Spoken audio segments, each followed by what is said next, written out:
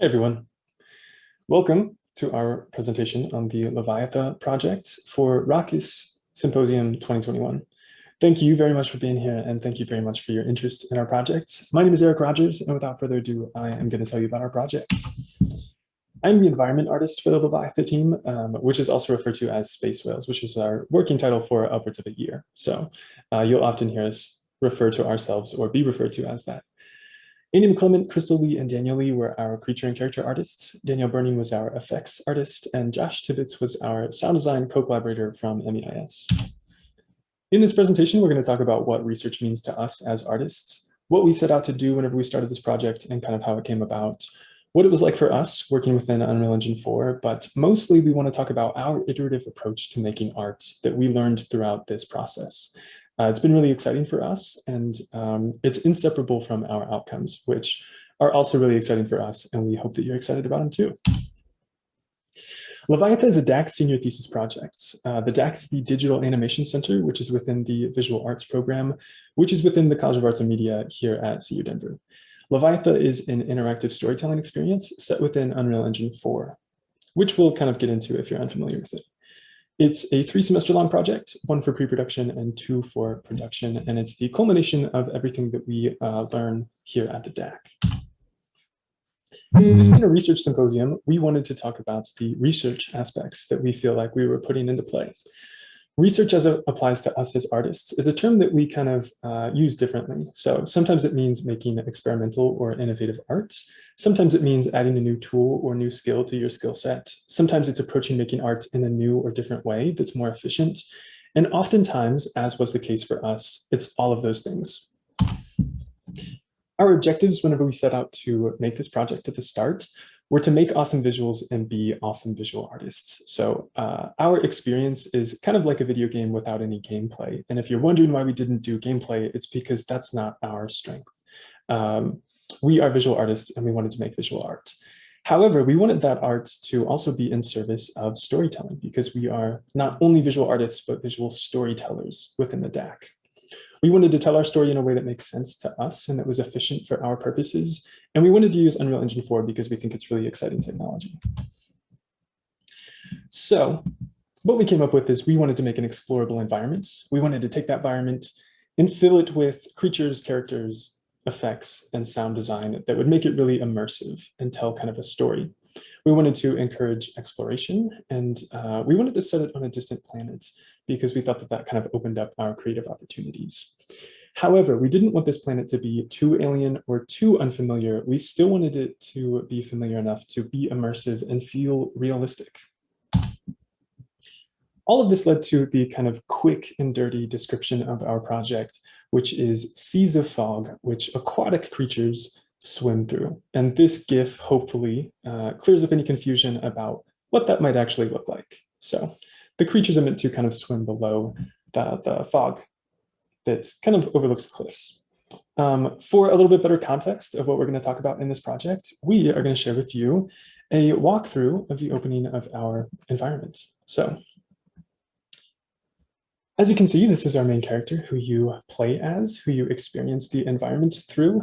And at all times, just like a video game, I have full control of the character and the camera. So I can move wherever I like within the environment, and I can move the camera to look at whatever I like within the environment.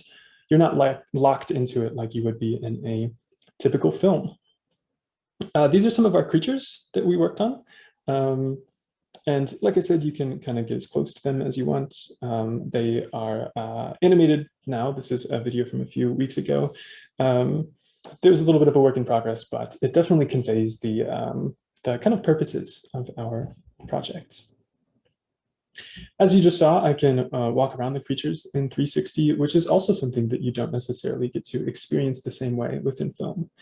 This is the sea of fog effect, which is hopefully successful. And like I said, the creatures kind of swim in and out of the fog as if it were a body or a volume of water.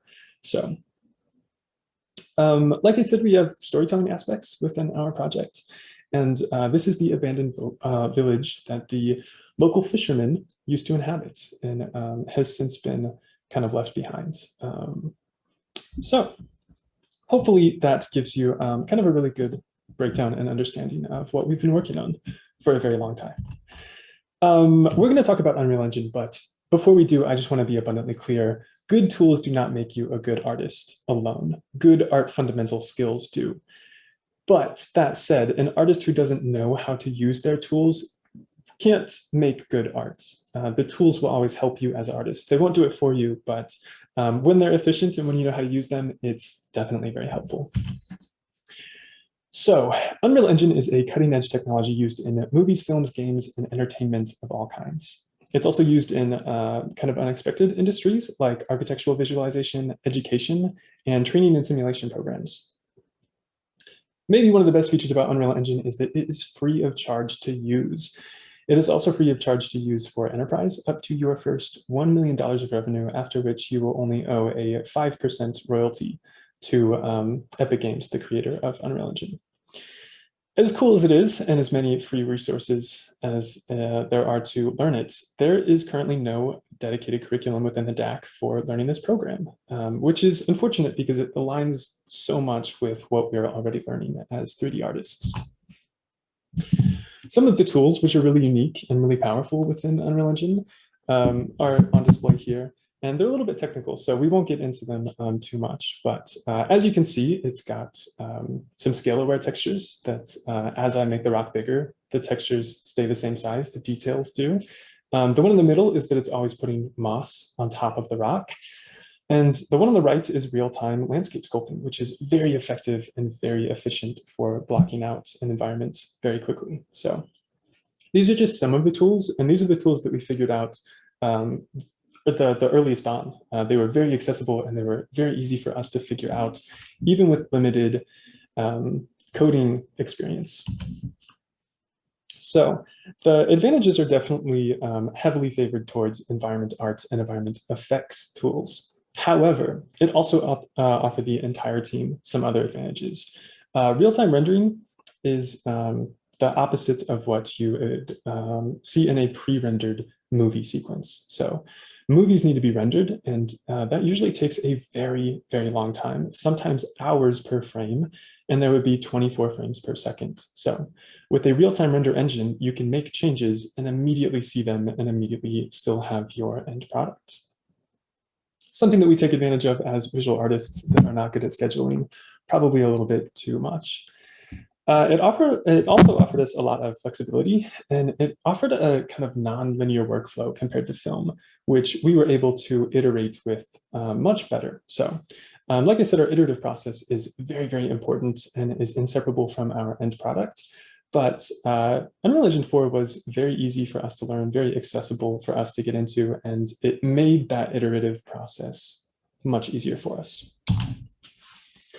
With that, we're going to talk about the cool stuff, which is our iterative approach that we kind of learned throughout the last year.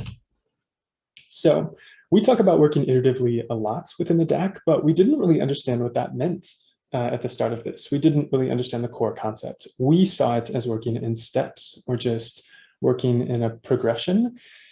However, after a tumultuous pre-production cycle, we started to see a lot of the issues that we were experiencing as artists that were going to hinder us in making a successful production. So we evaluated those issues and we came up with a new system.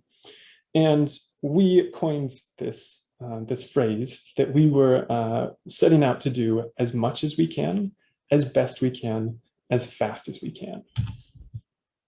That allowed us to work progressively with less pressure on ourselves to try to get it perfect the first time.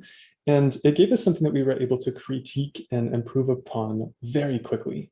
Nothing is worse than having nothing, because then you can't address the very specific issues that need fixing. However, as artists, we much prefer having nothing than something that looks bad. So we broke this down into stages, and the first of which was 60%. So if we were only trying to get to 60% of the final product on the first try, it took a lot of the pressure off.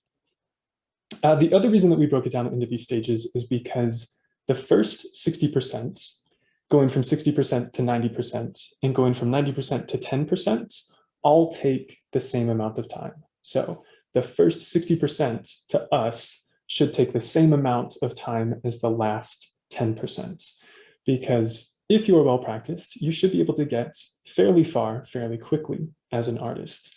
However, it's really finalizing, really polishing, and really finishing off the asset that takes the most amount of work and the most amount of expertise.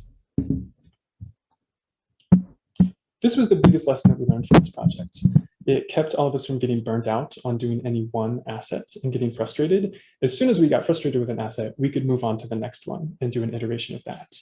It allowed us to better track our production schedule as well, because we were progressing on all of the assets at the same pace. So instead of having 1 to 100% completion and 2 to 0% completion, we would have all 3 at 60% completion.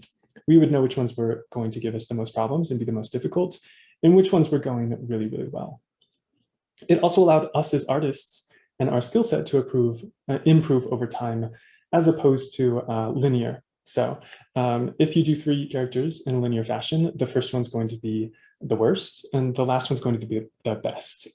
With this process, we were able to kind of improve on all of them equally. So it was not without its challenges, and we didn't know it at the time, but when we started this, we were art directing everything at the beginning, and it was very frustrating. For the first couple of weeks, we felt like we couldn't get anything right. I felt like we couldn't work anything out. However, as the weeks went on, we started to progress everything at the same points. And when things started to come together was when we got really, really excited. With that, these are some of our iterations. This is our main character. This is Kaya. And as you can see, the first iteration was the easiest. We made it look like a person. We made it look kind of workable and, kind of got the idea down very quickly. Then we refined those ideas. We kind of improved upon them and made them better. And then the last 10% was really the 10% that took it home. That's really what made a difference in the character. So this is some of the technical breakdowns from Crystal, who is responsible for this character, that are really, really awesome. It shows the sculpt, the kind of technical side of the retopology, the rig, and then the finished product with the textures. We also applied this to everything. So rigging and animation is another kind of technical heavy aspect that we are not the best at as our team specifically. So as you can see, the first iteration of our rig and animation was very noodly and it didn't look natural at all. And we improved upon that to our final product.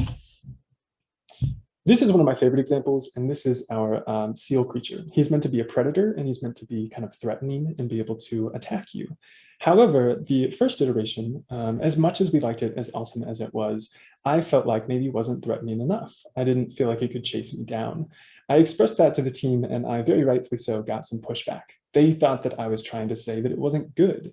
And it wasn't that it wasn't good. It was just that I thought that it could be a little bit better, a little bit different, and that it just needed another iteration. So what Crystal came back with was absolutely awesome. It was absolutely an improvement on something that was already really, really good. So it's not that the first one is objectively bad. It's just that our final product was objectively better.